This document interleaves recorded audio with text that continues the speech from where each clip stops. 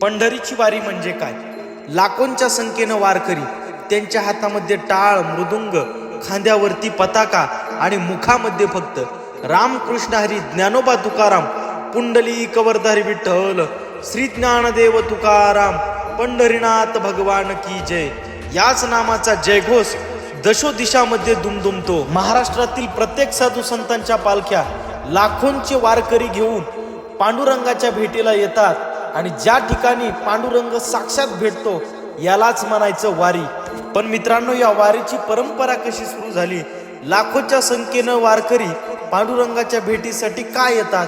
या वारीचे नेमके नियम काय असतात? जर आपल्या सुद्धा मनामध्ये अशा प्रकारचे वारीविषयी काही प्रश्न असतील तर या सर्व प्रश्नांची उत्तर आजच्या या व्हिडिओमधून पाहणार आहोत. तर हा व्हिडिओ प्रत्येकाने शेवटपर्यंत नक्की पहा आणि आपल्या जबरदस्त मुद्दा यूट्यूब चॅनलला नक्की सबस्क्राईब करा, कारण अशाच प्रकारचे जबरदस्त मुद्दे आपण सतत आपल्यासाठी घेऊन येत असतो.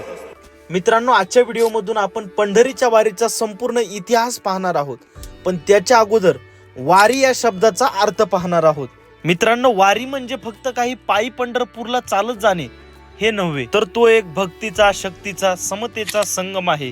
ज्या ठिकाणी कुठल्याही प्रकारची जात पात पाहिली जात नाही, तर फक्त वारकरी म्हणून प्रत्येकाकडे पाहिलं जातं. आणि या ठिकाणी आलेला प्रत्येक व्यक्ती गरीबही नाही, श्रीमंतही नाही, तर तो फक्त एक वारकरी आहे. आणि हे सर्व काही करण्याची ताकद ज्यामध्ये आहे ते म्हणजे वारी. मित्रांनो, आता आपण वारीची सुरुवात कधी आणि कशी झाली हे पाहू. मित्रांनो, तसं पाहायचं झालं तर वारीची सुरुवात कधी झाली याची तारीख कुठेही आपल्याला पाहायला मिळत नाही. फक्त साधू संतांनी पंढरीची वारी केली एवढंच आपल्याला पाहायला मिळतं. आणि आज आपण जी शिस्तबद्ध पद्धतीनं वारी पाहतो, या वारीची सुरुवात 1685 मध्ये संत तुकाराम महाराज यांचे धाकटे पुत्र श्री संत नारायण महाराज यांनी केली. त्यांनी जगद्गुरु तुकाराम महाराजांच्या पादुका पालखीमध्ये ठेवून पंढरीला नेल्या, की ज्याप्रमाणे प्रत्येक साधू संतांच्या पादुका आषाढी वारीला पंढरीसाठी जात होत्या. पुढे 1832 मध्ये शिंदे सरकारच्या काळात आषाढी वारीसाठी पंढरपूरला जाणाऱ्या सर्व साधू संतांच्या पालख्याला एक शिस्तबद्ध रूप देण्यात आले, जे आपण आपल्या डोळ्यांनी संपूर्ण काही पाहतो. त्यामध्ये प्रत्येक दिंडीला दिंडी क्रमांक असेल, तसेच सर्व इतर व्यवस्थापन. मित्रांनो, खरं पाहायचं झालं तर पंढरीच्या वारी करता ज्या मुख्य पालख्या जातात त्या सर्व पालख्यांपैकी फक्त मुख्य पालख्या 2 आहेत, त्या म्हणजे संत ज्ञानेश्वर महाराज आणि संत तुकाराम महाराज. पण पंढरीच्या वारी करता महाराष्ट्रातील प्रत्येक साधू संतांच्या पालख्या पांडुरंगाच्या भेटीला आषाढी वारीला जातात. मग त्यामध्ये श्री संत सोपान काका असतील, निवृत्तीनाथ महाराज असतील, मुक्ताबाई असतील आणि तसेच इतर साधू संत असतील, सर्व साधू संतांच्या पालख्या पंढरीला वारी करता जातात. आणि या सर्व पालख्या अतिशय शिस्तीबद्ध पद्धतीने पंढरीच्या वारी करता जातात. त्यामध्ये प्रत्येक पालखी सोहळ्यामध्ये रात्रंदिवस भगवान पांडुरंगरायाचं भजन गायलं जातं.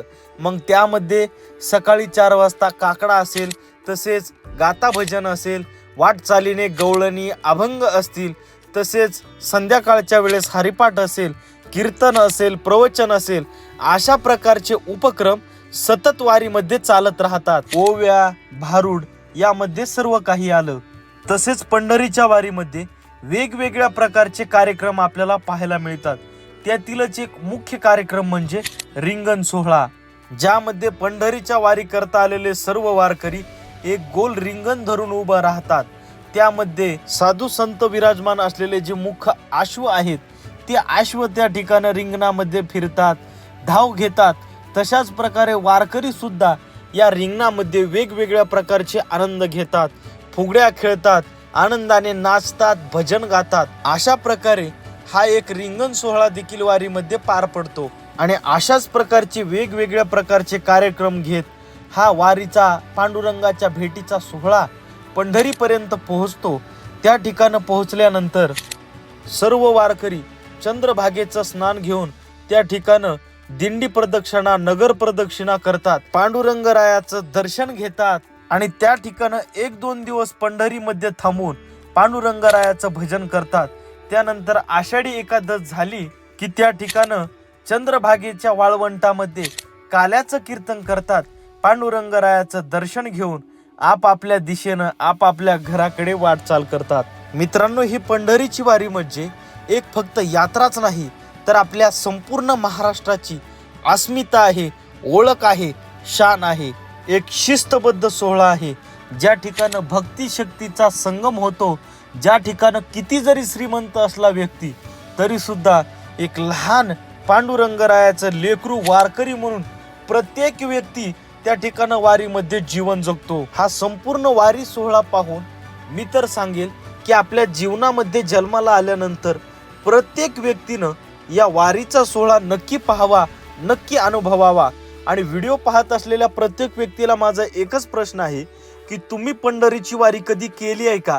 वारीचा हा सोहळा प्रत्येकानं पाहिलाय का, अनुभवलाय का? तुम्ही कधी पंढरीच्या वारीला गेलात का?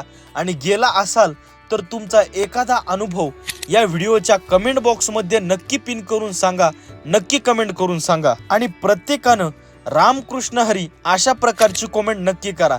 आणि आपल्या सर्वांना हा व्हिडिओ कसा वाटला, आपल्या जबरदस्त मुद्दा यूट्यूब चॅनलचा हा जबरदस्त मुद्दा कसा वाटला हे देखील कमेंट करून नक्की सांगा।